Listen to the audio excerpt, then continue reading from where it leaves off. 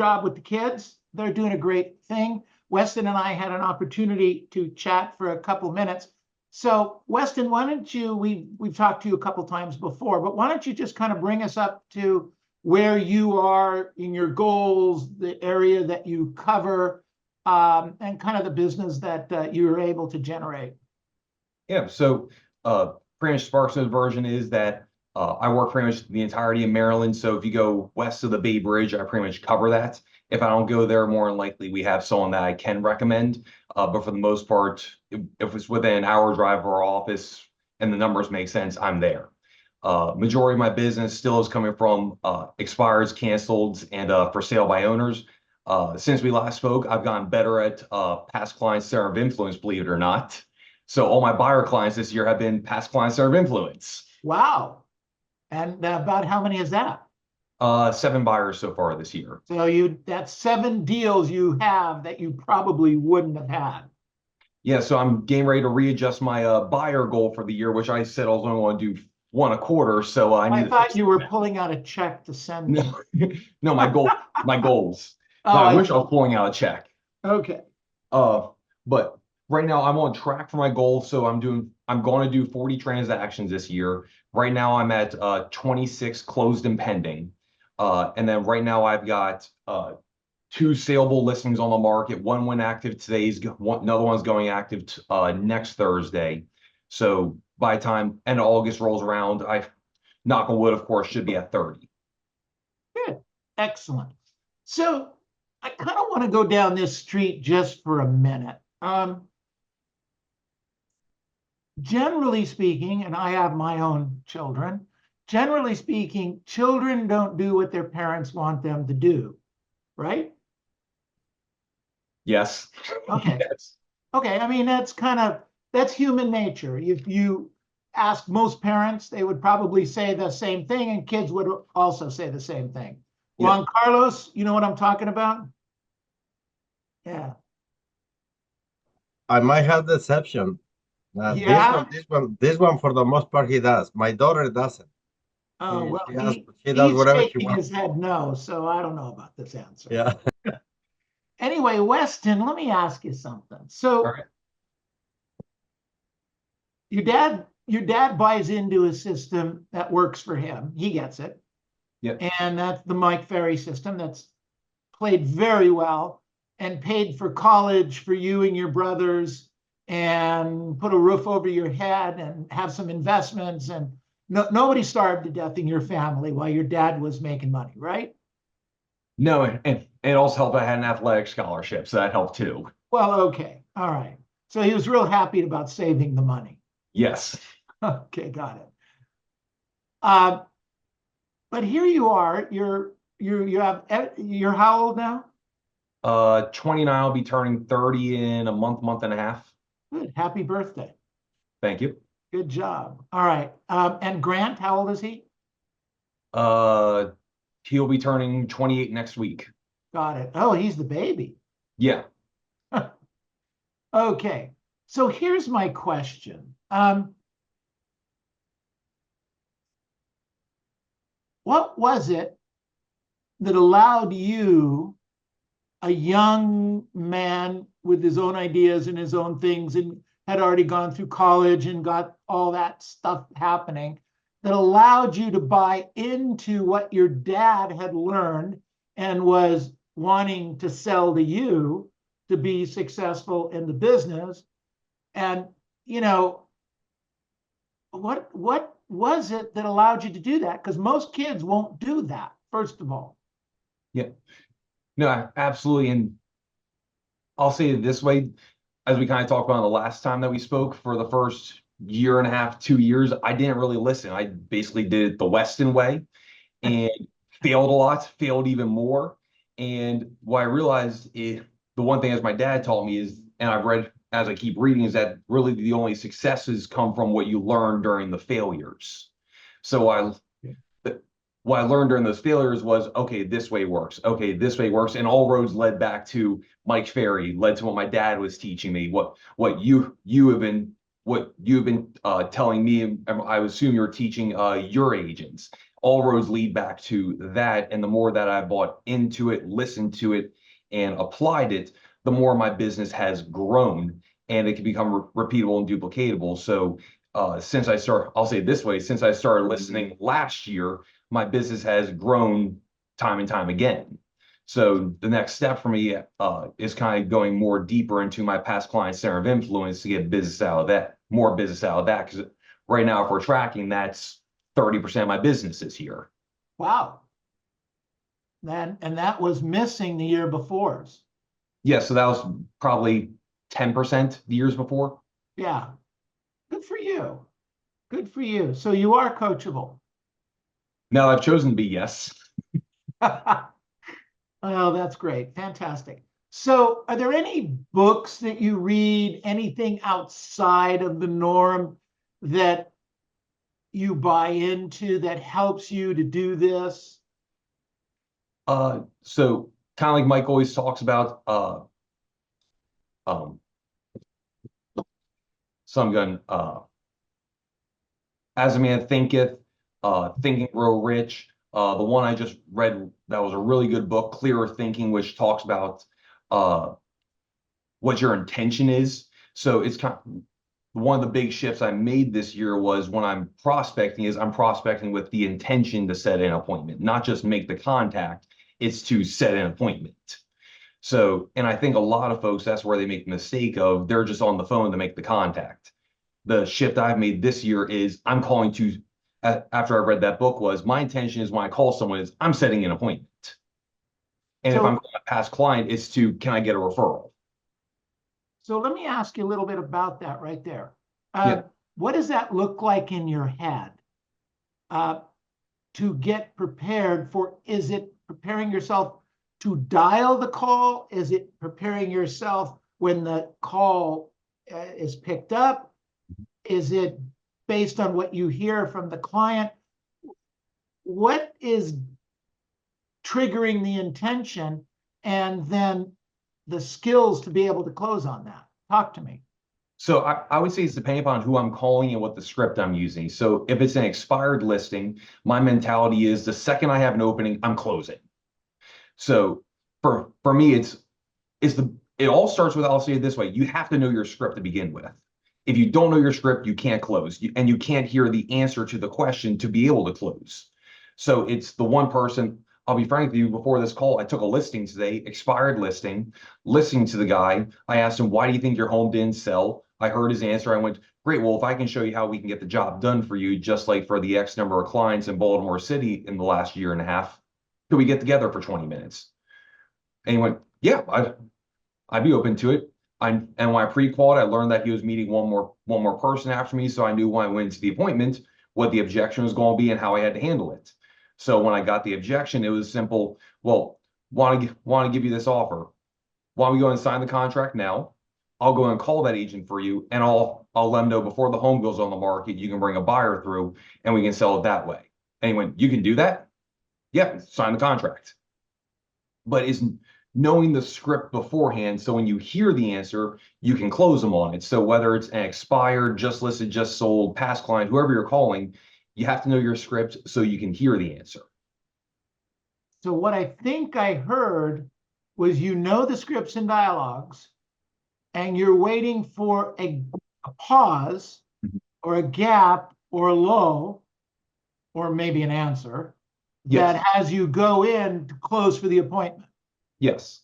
So I think I heard this from your dad also, which helps him get more listings, which is every appointment then becomes an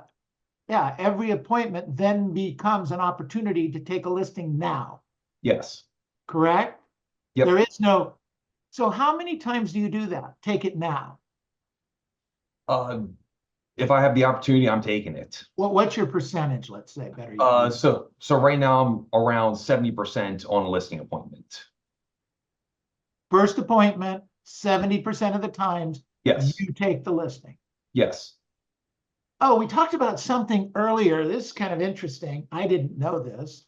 We were talking about the competition. Yeah. And and how competitive it is, you and your dad and your brother go on the same expired listing calls? So we'll prospect to similar or the same exact expireds in the morning, and we've gotten better at it where we've, as Mike has said, put our ego in the drawer and put it away. Where if one person sets the appointment and we call, and another person sets the appointment, we'll go together. Or if one person sets the appointment, we call back and go, oh, I already set an appointment with, as I was talking to you about beforehand with Jim. Now I'll go, great. So when are you supposed to get together with my dad and pre-sell him before he gets out there?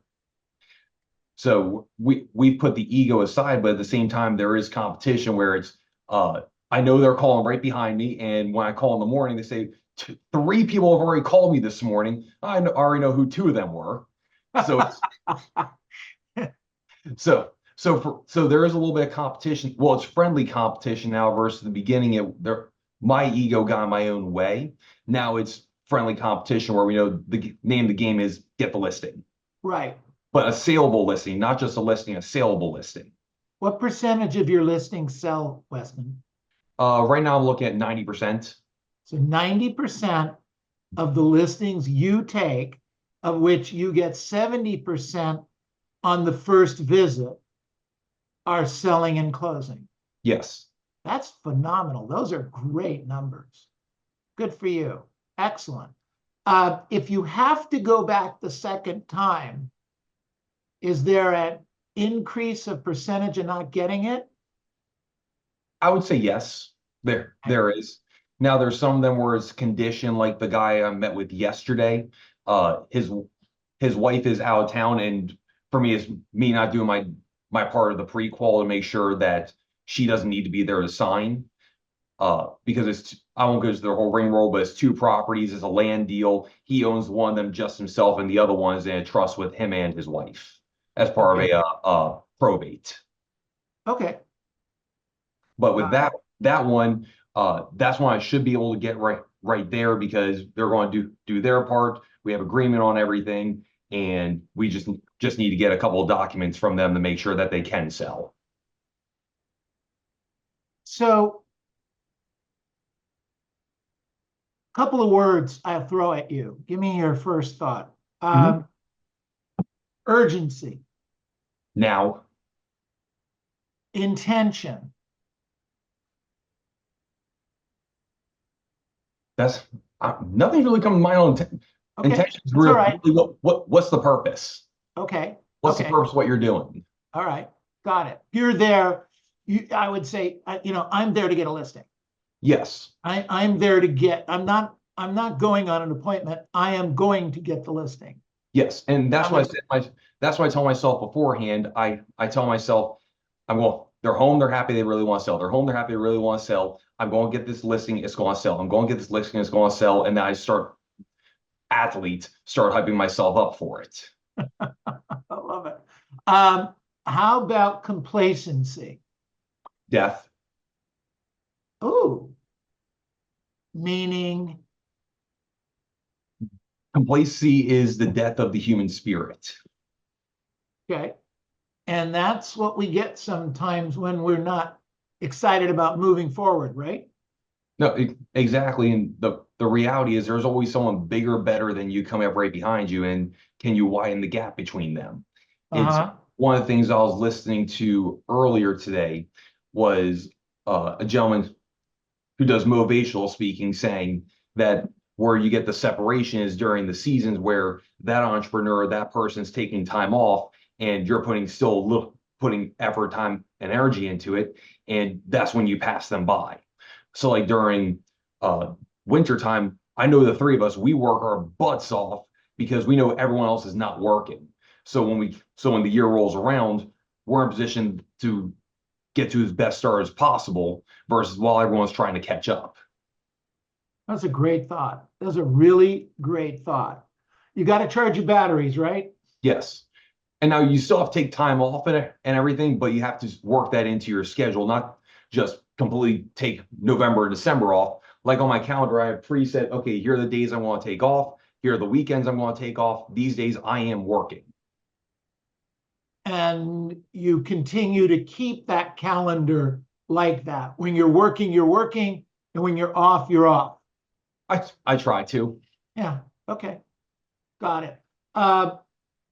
When you, not so much now, because I think I know the answer, but in the beginning, if you weren't having a good month, you weren't doing what you were supposed to be doing when you were supposed to be doing it, how did you, did you work an extra weekend? Mhm. Did you not go to a Mike Ferry event or something like that? And then what was the result if you were working without charging the battery? What happened to you in those situations? So in those situations, I still have that designated time off just for my mental. But if it's a day off, like for example, Sunday, I'll still prospect for an hour or two and call my strongest leads or my best past clients to at least keep that momentum going, because I don't want the momentum to stop. For me, if I do feel the momentum slowing down or I'm having a lull, like earlier this year, I was having a lull where I wasn't having the results I wanted. So what I'll do is I'll put a challenge to myself to figure out to create more discipline, get rid of the complacency, and force myself to do something. So my buddy and I, my dad and my mom find this hilarious, but my buddy, because my one buddy's trying to become a bodybuilder right now, and he's trying to do a test prep where he's going to cut down, lose weight, do all that stuff. So I said, you know what? I want to lose some weight. I want to drop 15, 20 pounds. And I had a lacrosse tournament I was going to be playing in at the end of May. And so I said, hey, here's what we're going to do. We're going to have a bet here for every pound that I'm over 200 pounds or every pound you're over your goal of 190, we owe each other $100. And they ain't getting my money. I'm telling you that right now. So for me, that put me in a state where I have to compete. I have to be disciplined. I have to be regimented on my schedule. And next thing you know, May was one of my best months of the year because I had limited time. I had to be more intentional with every single call. And for me, that's where I went, okay, how do I become more intentional with everything I'm doing? Because May was probably my best month of the year as far as listings taken was. Right. That's great. That's fantastic. Good stuff. So let's open it up to some questions because I know we're on a timeline today. So questions right now for Weston. Anybody got anything they want to ask? Jump in, please.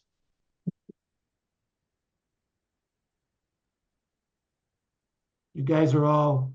Yeah, I have a question. Go ahead. Yeah, how you doing, Weston? Hey, good. How are you? Good. Thank you. Thank you so much for everything you're doing, you and your dad and your brother. Thank you. Based on what I hear here, I was listening for what you were saying about becoming more intentional. Do you think that equals to efficiency in a way, to become more efficient as well? Yes. Yeah, because I had to call the sources that would produce business right away. So instead of just calling for the sake of calling, just doing a bunch. Now, again, it comes down to where your best source is. For me, my best sources have been expires, old expires for sale by owners, currently past clients, and I'm starting to add notice of default, which is starting to become a good source for me right now. So for me, it's being intentional on the best sources, and then if I've exhausted all those, then I'll start throwing in general cold calling and such. But it comes down talking about efficiency, calling your best sources that's going to produce you business now versus later down the road. Got it. Thank you. Okay. All right. Good answer. Thanks for the question, Juan. Other questions for Weston, please? Oh, I have a question. please. This is Tess. So what I hear you say is that when you are on a slump, the first thing you have to do is it true? I mean, if what I heard was right, you get an accountability partner and then be intentional on what you really want. Is that what? Okay. So do you actually like when you're on that since it's you have to recover what you have lost, do you write out a goal for that time that you have to meet up? And I guess you, with your accountability, if you don't make it, you penalize yourself. Is that Yes. what you're doing? Okay, Yeah. good. Okay, okay. Exactly. So for me, I knew in May because I had a bad April, I had to catch up for it. So I said, okay, the goal is 6 listings taken this month. Did I come short of it? Yes, I was at 5, but I made up for it in buyer sales and listings sold.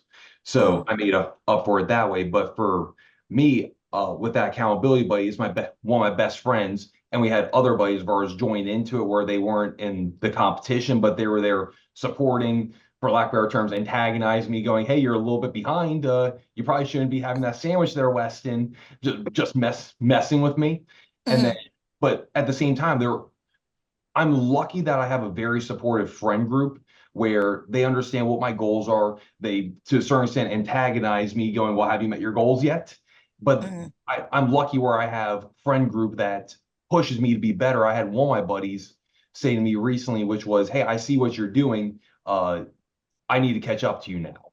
So you So, share your goals to your friends. oh, Is they that what know. you do? Oh, they know, and they're beyond supportive. So they're asking, how are you doing so far? D- and whatnot. How can I help you? And it's always, well, if you have someone who looks buy or sell real estate, call me. But no, I have my accountability buddies. So on when I'm supposed to be working out, lifting weights 4 days a week. And on Instagram, I have to post it on my story to my 4 buddies and tag them in, showing I got my workout in. Got it. One last question I wanted to ask you, because you mentioned that you look at your sources. Do you actually look at your sources every month to where your business is coming from? Because it could change sometimes. It could be like right now, a lot of expireds coming in, right? Not a lot, but they say that it will be coming in now. So do you actually look at your activity from last month and look at where your business is coming from and then duplicate that? Do you ever track that? Month to month, no, quite honestly. I probably should, Mm, but it's usually at the end of the year where I'll look at everything and go, okay, where do I need to put more time? What source should I get rid of, mhm. and then replace it with something else? So I'm constantly trying to figure out what's actually producing for me at the end of the year. So I probably should be doing that once a month or once a quarter. Got it. Thank you. Yep. Great question, Tess. Thank you. Good response. Other questions of Weston, please? I got some more questions. Fire away. Yeah. Hey, how do you define a sellable listing? You mentioned that you only go to not only just to get the appointment, but you're gonna be sure that you're gonna be able to sell the property.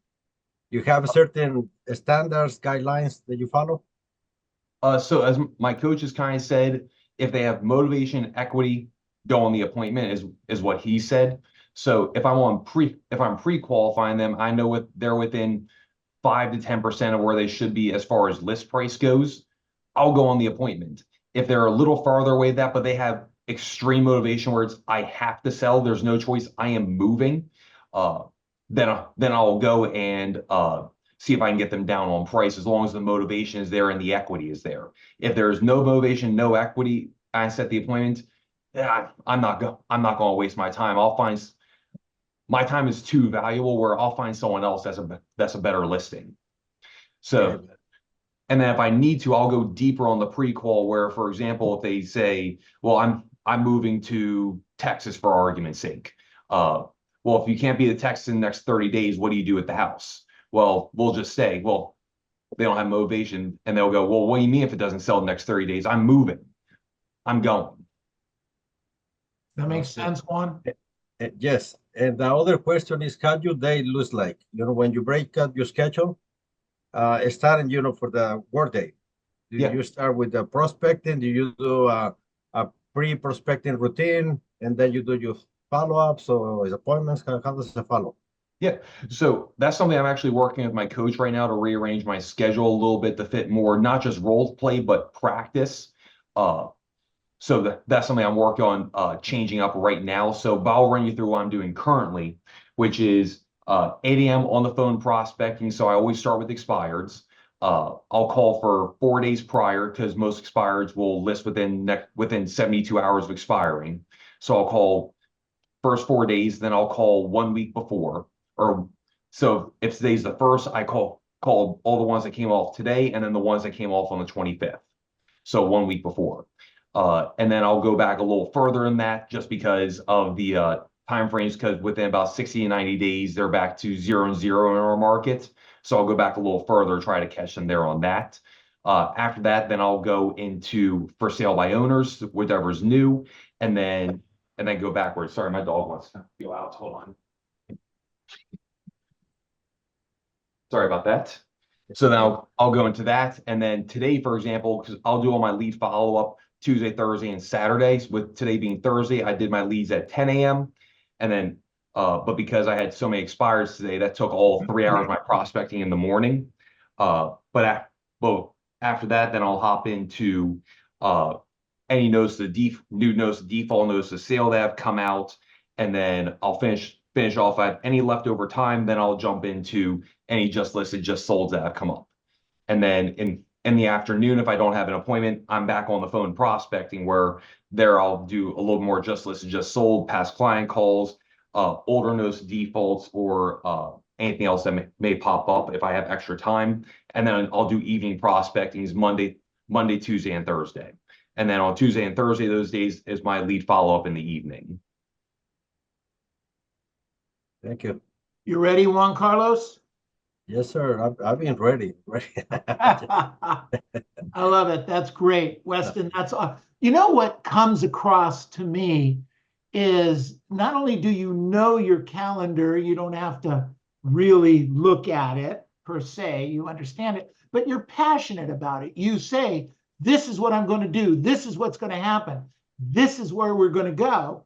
And my sense is that you do what you say you're going to do. Is that well, I have it written down the night before saying, here's what I'm going to call, so I'm going to call it.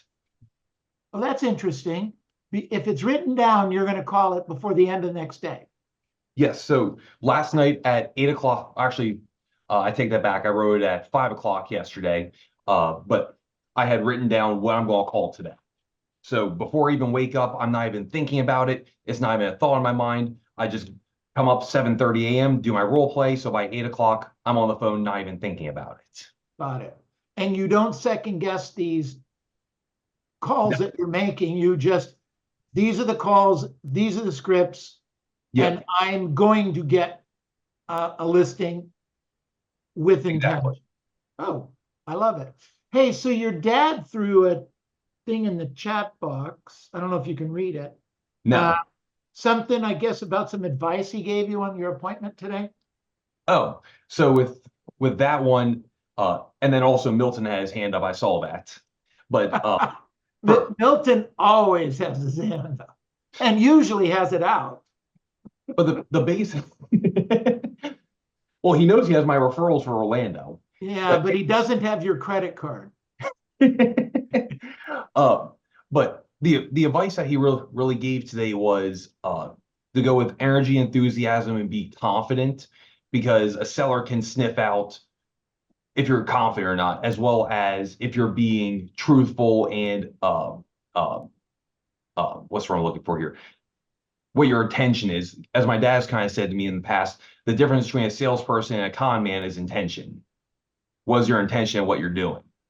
So my whole mindset is to go in with energy, enthusiasm, and to be confident and tell them the truth, which they will respect.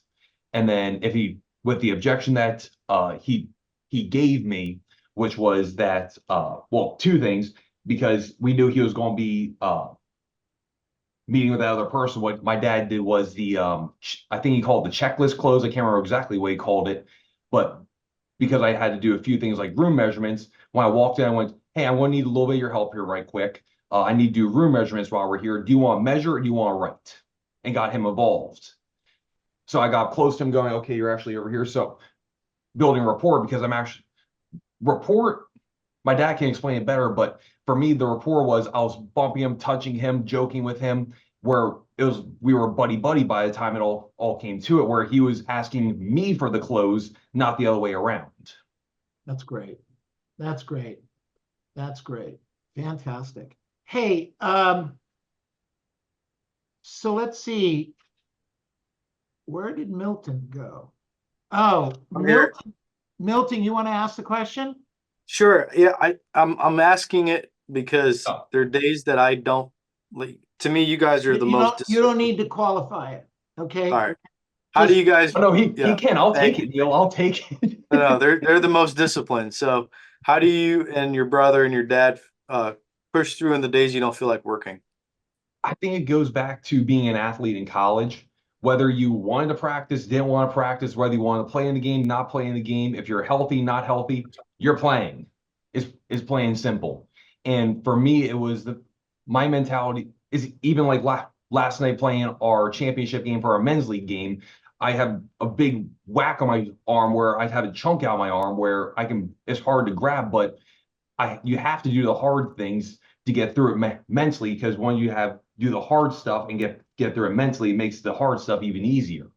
So like for when I was playing at Little Orion playing in college, we were a national championship contender. We made it to the national semifinals, and 2 years afterwards, they won the national championship. It's a different mentality. Our intention every time we went on that field was, how do we win a championship, and how do we work together to do so? So whether you wanted to practice or not, we were going to push each other to do the best that we can every single practice and work each other into the ground. And I literally worked through injuries or whatnot because that's what I had to do. It's the same thing with this. If I take my foot off the gas, no one else is going to push it for me, so I have to do it. And as long as I follow my schedule, my actions, my plan, everything, I know I'm going to hit my goals. So the biggest thing is, for a lot of folks, is that the reason why they feel guilty about getting off schedule is because they didn't do what was before. So for me, when I'm off time, I don't feel as guilty about it because I know I came with intention. I know I did the actions, and I deserve the time off because I know when I'm on and I'm clocked on, I'm mentally there. I know I did everything I could. And if I don't get the results, I can accept it because I know I did everything I could. But the reality comes down to is my athlete mentality, which is no one else is going to do it for me, so I have to do it. Weston, help me with this. Not all of us are college athletes. Okay? Some of us never went to college. On the days you don't want to do, I'm going back to this because I kind of know where Milton's coming from. We don't have that discipline. I'm not I was in the military, but I'm not a Marine. Okay. It's a different level of commitment, intention, yada, yada, yada. So any thoughts on how you could help the rest of us on getting through those days where we don't really feel like doing it? I think for me, my whole thought process is there's someone out there that needs my help today. And am I going to call them, or who else is going to call them? And is it some crappy realtor that I know is not going to do as good a job as I'm going to do for them? So for me, it's that. And then if I'm having a really down day or something like that, I'll call one of my best past clients. Like I'll call Paylene, I'll call Miss Prather, I'll call Miss Carol, I'll call one of my good past clients that I had, and they'll energize me. I mean, Miss Carol is an expressive. I love her to death, and she'll energize me right like that. So, but for me, it's trying to figure out how do I get myself back on track. So some days I won't listen to motivational stuff or whatnot. I'll watch lacrosse highlights. I'll watch stand-up comedy or something like that. Just that way I can make it a little bit lighter. And because when you're smiling and having a good time, it becomes a good time again. Right. Yeah, it's not do you consider this a grind? Some days. Do you? When I'm not getting contacts or anything, like the other day for prospecting for 4.5 hours, I spoke to 15 people. That was a grind. So it's for me, when I had that day, I just flipped on lacrosse highlights. I flipped on stand-up comedy and stuff like that just to make myself smile and enjoy the time that I'm there. Okay.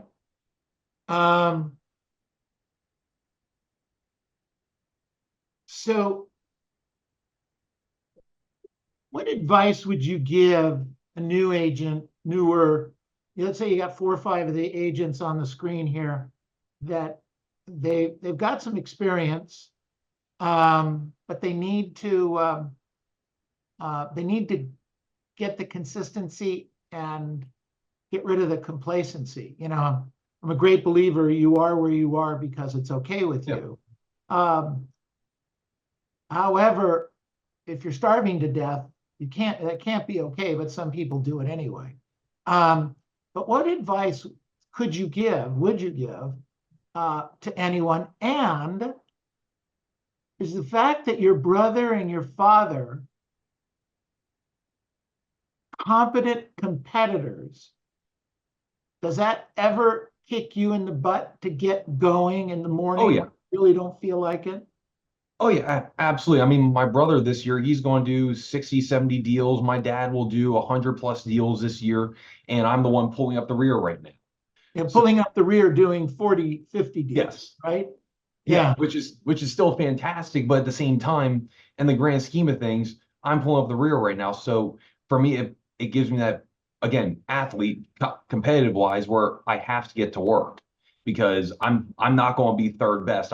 If I'm going to do it, I'm going to be the best and figure out how can I be the best. So the kind of answer the first part of your question there for someone that's newer. Well, if you're newer, listen to my first call with Neil because I told you about all the mistakes that I did when I was newer. So listen to that call. But the biggest mistake that I made that I'm changing this year is getting rid of that fear of embarrassment. Where calling my past clients, or more importantly, my best friends, and saying, "Hey, I need your help. Who do you know is looking to buy or sell real estate?" Or remind them, "Hey, I'm still in real estate." Because the reality is, when I did that earlier this year, I had 2 of my buddies from college that said, "Hey, I'm actually looking to do something." So it's game. And what really caused that was I had 3 other guys I knew from college that bought a house without me. So it's always a thing of if you're not calling them, somebody else is. So for me, it's getting rid of that fear of embarrassment and just call them. If they're truly a friend, they're going to help you. If they're not truly a friend, they're going to tell you to go pound sand, and you know you don't have a friend there.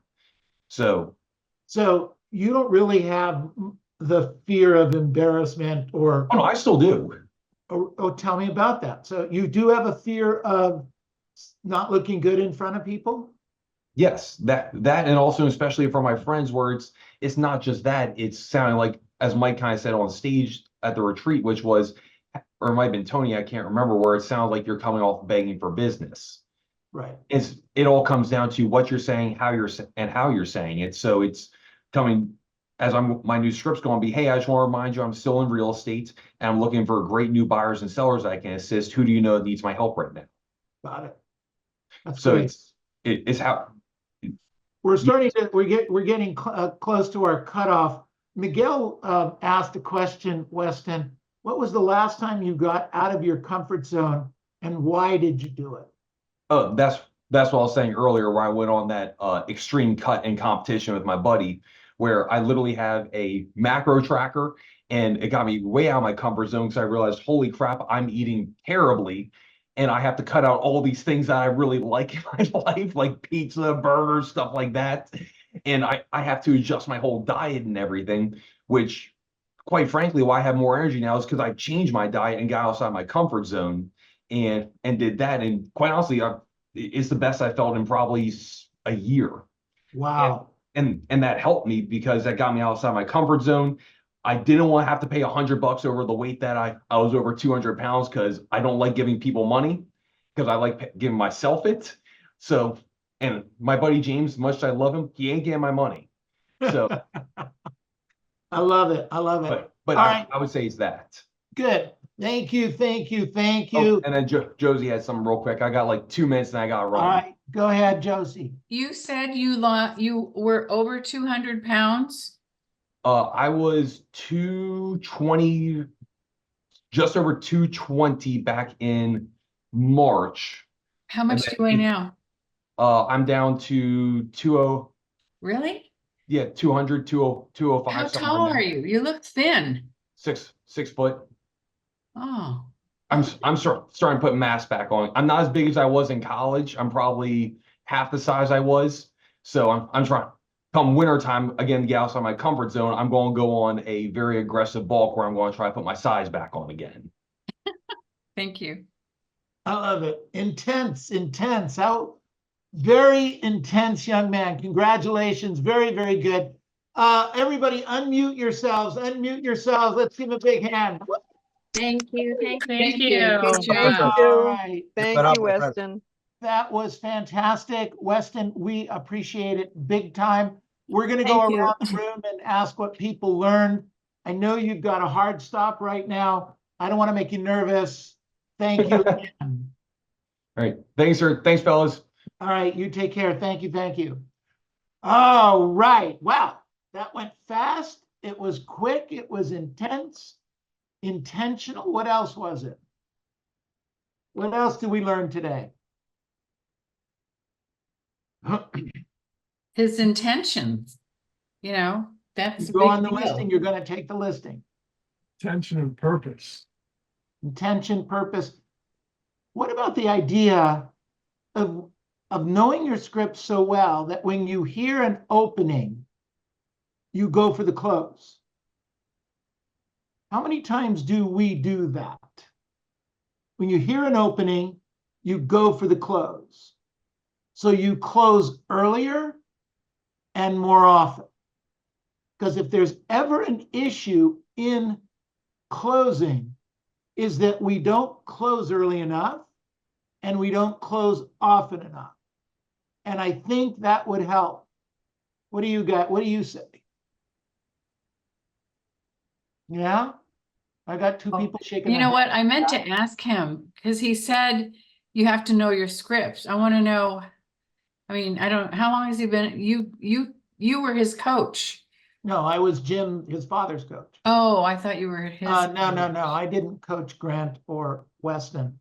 But, what they're referring to is that sometimes we have some family get together where they're having some kind of a contentious argument. Can you imagine the three of them not agreeing on something? Well, this kid is definitely analytical. Oh, they're Yeah, that's what I thought. The other one too. They're all pretty much that way. But they hammer through it. Urgency was another thing I saw. Urgency. Yeah. So we have urgency. We have intention. Blind faith. Blind faith. What other words come to mind? Focus. They're very Anticipation. focused. Focus. Milton, what'd you say? Discipline. They're very focused. Yeah. Discipline. That too. Anticipation. Sorry? Anticipation. Anticipation. Yeah. Okay.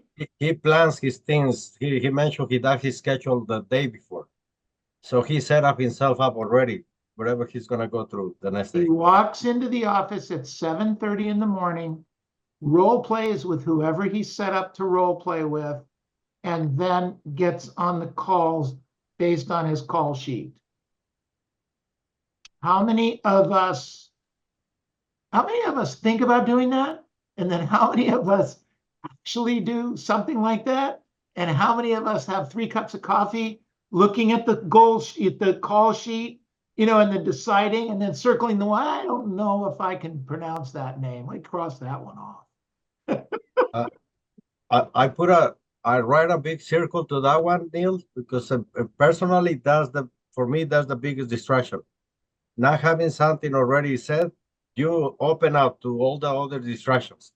Something else comes in, an email or whatever else it shows up, then all of a sudden you're looking all over the place. Instead of just follow what you said already. Just do what you set out to do. Exactly.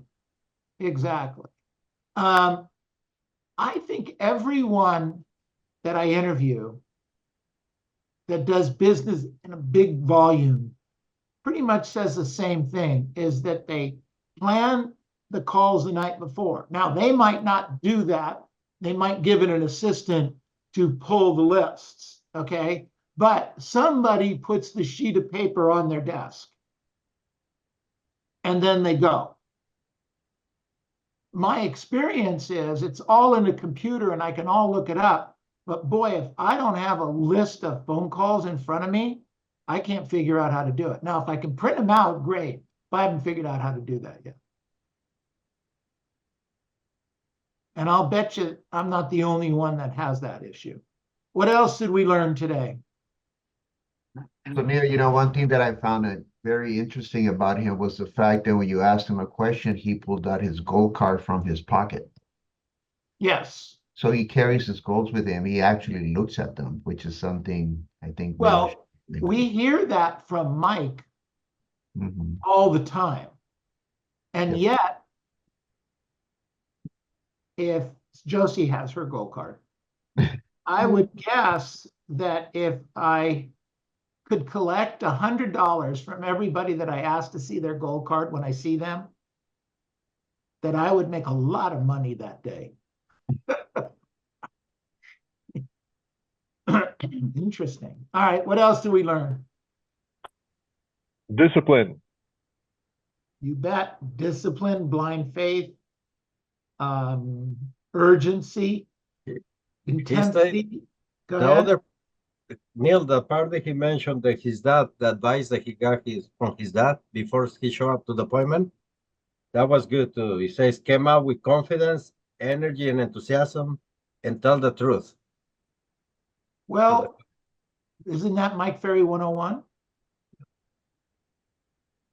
I mean, I know we could give credit to Jim Bim, but the truth is that energy is contagious. It is contagious. How many of us go on our appointments without energy? How many of us actually prospect without energy? Make sense? All right, let's wind it down. Any other comments before we get back on the calls?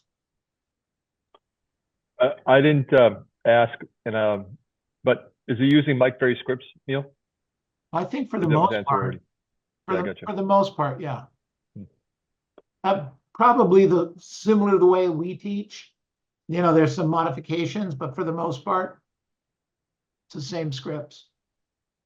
Got it. Truth is, based on the top agents I talk to, these scripts work fine. It's not what you say, it's how you say it, and it's how many times you use it. It doesn't work if you're not using it. Does that make sense? Yes. Yeah, I noticed a big difference coming back from the Mike Ferry event, using his script versus cornering myself in with a prospecting yes or no answer. Right. Right. A lot of us are still doing yes or no answers, and we're getting ourselves cornered with it. Good point. All right, what else did we learn today? Miguel, what'd you learn? It's a great example of a Mike Ferry trained agent. Yeah. Yeah, it's actually, well, there's a number of them that are pretty pure, but I don't know of a family like that. I mean, it's the dad and the two boys. Can you imagine? Can you imagine them all calling the same expired?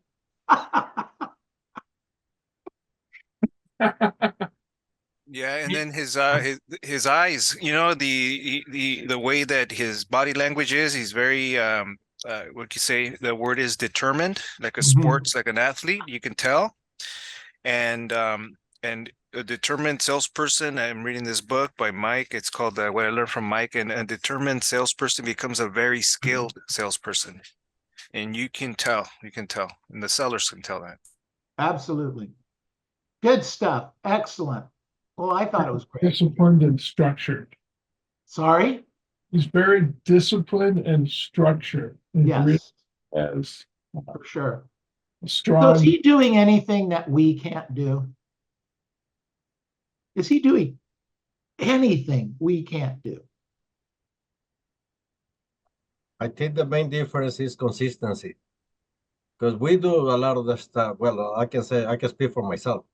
And I know a lot of the stuff I get it done most of the time. But when you don't keep that consistency, that's when I see things start changing. And you can have a really good months, a couple months, and then other months start going a little different. Because complacency. No, Neil, because No? of missing following the structure, the schedule. Right, but why do we miss following the structure? Like, well, my example is like the last few months we have great a couple 2 months, June Correct, and July, +7 and 9.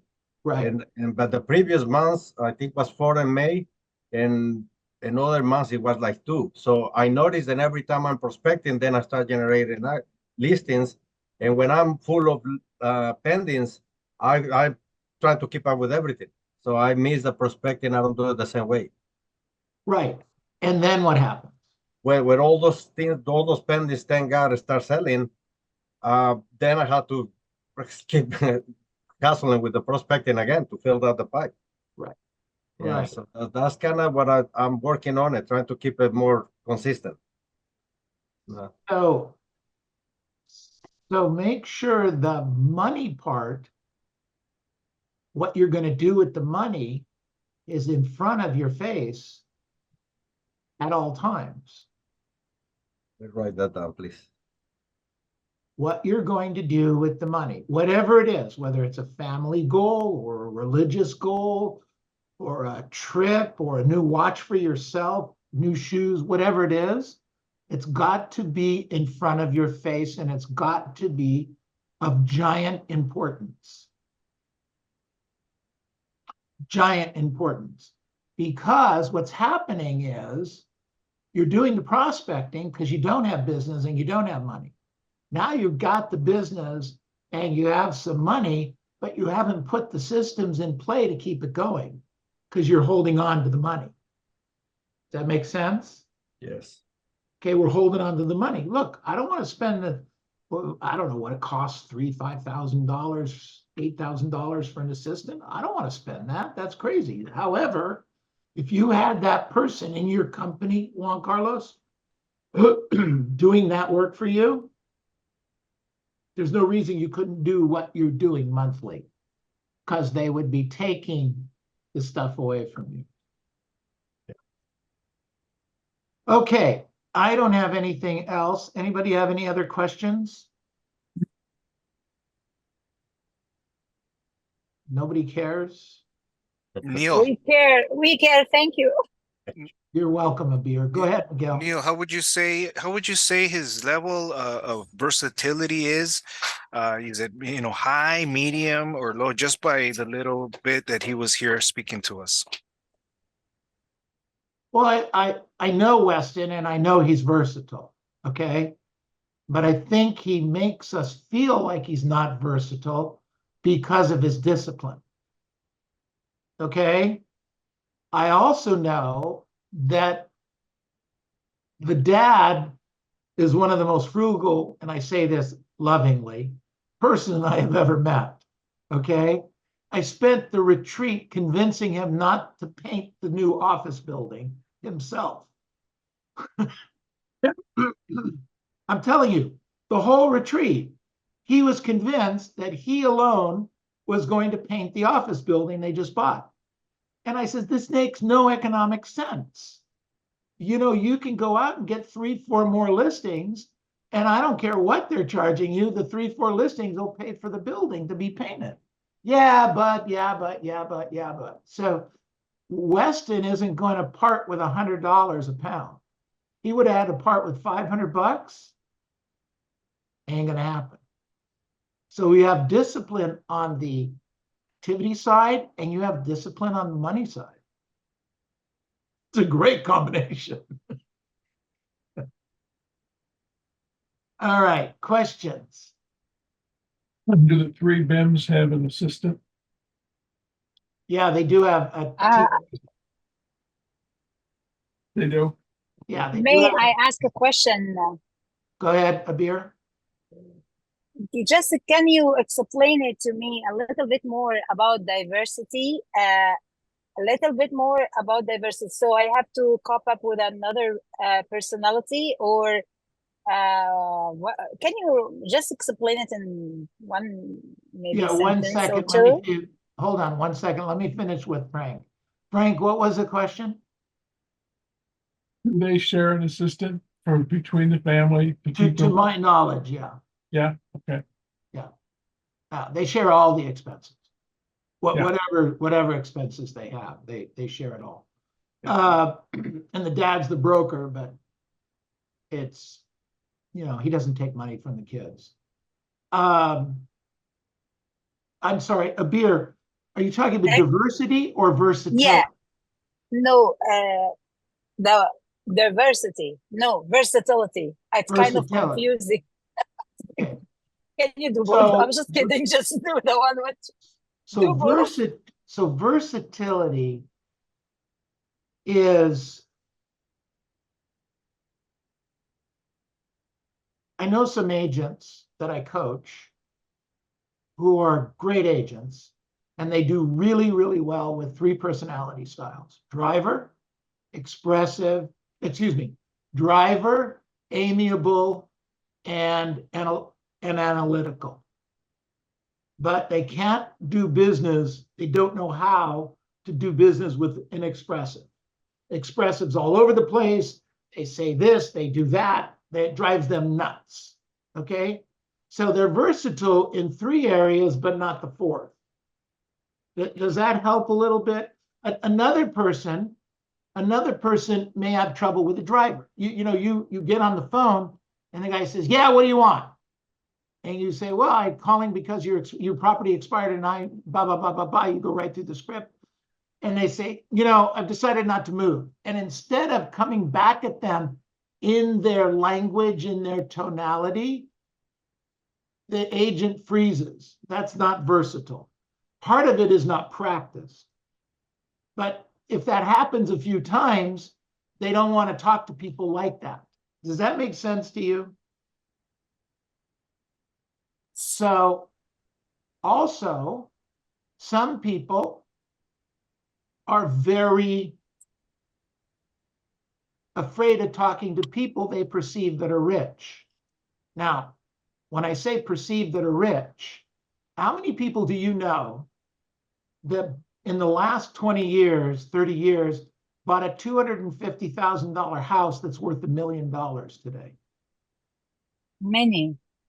Yeah, a lot of people, right? Mhm. So you're looking at the person that has $1 million sale. You walk up to the house and you knock on the door and it's $1 million or $1,250,000, and you go, "Wow, they're rich people." Remember, they're actually just like you and I. They just bought their house 25 years ago. Do you get my point? Yes. All these people, I know some billionaires, I know these guys, I know that. They all put their pants on the same way. They're smart, don't get me wrong, but you should be able to talk to billionaires and you should be able to talk to the homeless. That's versatility. Okay, is there any tips we can do to change our personality to the other person? So you can't change your personality. What you become is versatile to their personality. You do this by A, figuring out the personality, and then B, learning in their language how to talk to them. Okay? And there are books like this. So there's I think the one is Versatile Selling. Yeah, Versatile Selling is one of those books. Actually, I think you can get Versatile Selling on the internet for free. You just download the PDF. So you don't even have to spend money on these things. Does that help a little bit? A lot. Thank Okay. you so much. All right, everybody, whose turn is it? Neil, Yeah. Go ahead, who is that? Who called my name? Hello? Somebody did. it's me, Loopy. Loopy, Loopy, what can I help you with? So what you're saying that if when you're doing expires, for example, when I do expires, and if I get a drive of the phone, and I have to treat them as a driver. You have to talk what to you're the saying, person in their basically. language. In their language, okay. We have to talk to Okay. people in Yeah. their language. Correct. For Correct. instance, if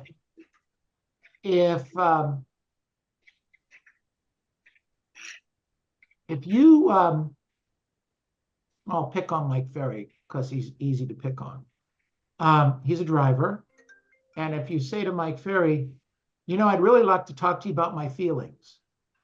Okay? He walks away and he's not nice about it.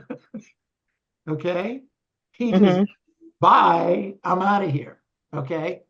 So with Mike, there's a couple of things going on. There's not only is it personalities, it's also whether the person is internal or external, whether they learn and take information in internally or externally.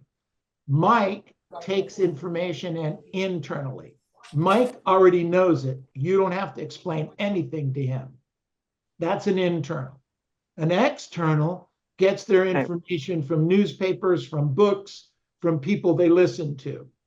That's an external. So if you're saying to a Mike Ferry, who's an internal, Mike, I read 4 books and they said this about what you're talking about, he didn't hear you. If he heard you, he doesn't care because it's not in his language. However, if you were to say to him, Mike, you know, I know you already know this, that NLP really does work. You already know. He says, of course I know. Does that help Loopy a little bit? Yes, definitely. Thank you. By the way, all of this can be studied on the internet. There's all kinds of books and training on all of this stuff. Tess, you got your hand up? No, okay. Frank. Yes. You got 10 minutes. You want it? I see that. Yeah. Go, buddy, go. Okay. And then Juan Carlos, you and Junior are up next. Yes, sir. Thank you. Thank you. Thank you, Neil. Thank you. You're welcome, everybody. Thank you. Huh?